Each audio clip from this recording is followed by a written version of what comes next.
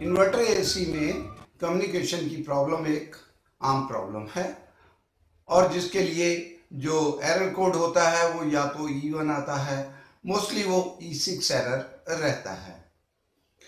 मगर ये एरर को रेक्टिफाई करने के लिए, जांचने के लिए हमें क्या चेक करना है, हम आज के वीडियो में देखेंगे। जब इन्वर्टर एसी में E6 एरर आता है तो इसका पता लगाना बहुत ही आसान है। सबसे पहले हमें ये चेक करना है कि इंडोर यूनिट से आउटडोर यूनिट में जो 4 कोर वायर लगा है वो कहीं ब्रेक तो नहीं है। इंडोर और आउटडोर यूनिट के कनेक्शन जो हैं बिल्कुल एक जैसे होने चाहिए।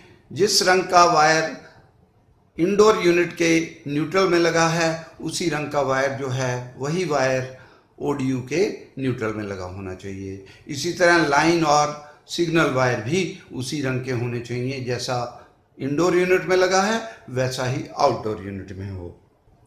तो कम्युनिकेशन एरर को चेक करने के लिए सबसे पहले हम ODU के न्यूट्रल और लाइन के बीच में AC वोल्टेज चेक करेंगे और यहाँ पर हमें लाइन वोल्टेज मिलना चाहिए। जैसा कि अभी हमें ये 220 वोल्ट मिल रहा है, इसका मतलब इंडोर यूनिट से जो सप्लाई है वो आउटडोर यूनिट में आ रही है।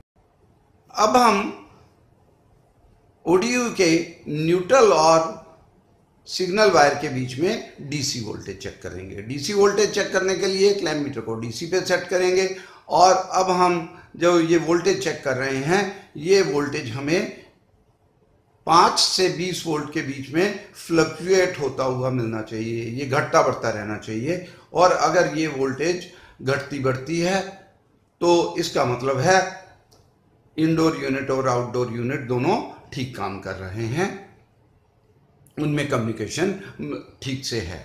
और अगर ये वोल्टेज एक निश्चित वोल्टेज मिलती है हमें और फ्लक्चुएट नहीं करती है तो इसका मतलब है कि इंडोर के यूनिट से सप्लाई हमारे पास आ रही है, इंडोर का PCB ठीक है और आउटडोर से वापस कम्युनिकेट नहीं हो रहा है।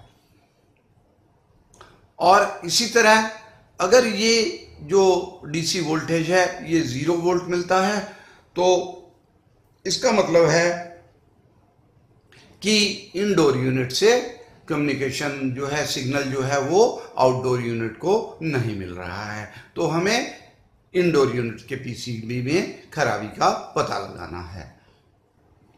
कई बार ये एरर जो है वो न्यूट्रल और अर्थ के बीच में लीकेज ज़्यादा होने की वजह से भी आती है और ये प्रॉब्लम को चेक करने के लिए हमें आउटडोर यूनिट के न्यूट्रल और अर्थ के बीच में हमें AC वोल्टेज चेक करना है।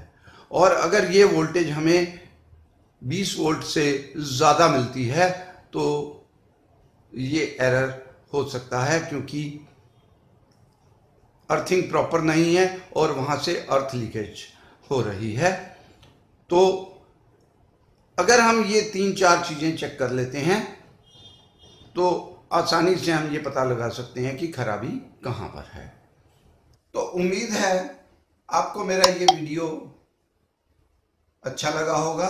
आप आसानी से ये पता लगा सकेंगे कि इन्वर्टर AC में इंडोर PCB खराब है, आउटडोर PCB खराब है या वायरिंग की वजह से उसके अंदर कम्युनिकेशन एरर आ रहा है।